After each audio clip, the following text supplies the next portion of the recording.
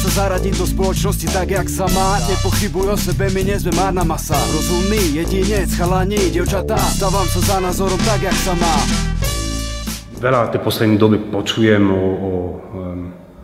že medzikultúrna spoločnosť je mŕtvá, že nefunguje.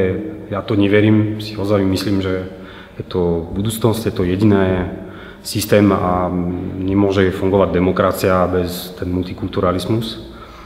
A mám napríklad pocit, že je na Slovensku potrebné ozaj pracovať ešte na to, že aj na tú toleranciu, aj mať ten štát, ktorý je neutrálny, aj čo sa týka náboženstvo, aj čo sa týka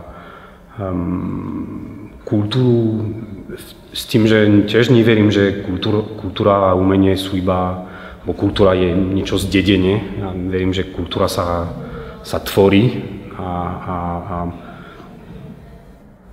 myslím, že treba podporovať ďalej a viac živá kultúra, lebo toto buduje národ a krajine, alebo vieš, nie iba, že zdedená kultúra s tou národnou identitou, ale keď ľudia sa zúčastnia kultúru, tvoria živú kultúru, tak potom kritéria pre vytvoriť národ alebo národná identita už není etnické, ale je na základe toho, že sme sa spoločne rozhodli, že chceme žiť spolu, budovať takú krajinu z také hodnoty a tak ďalej.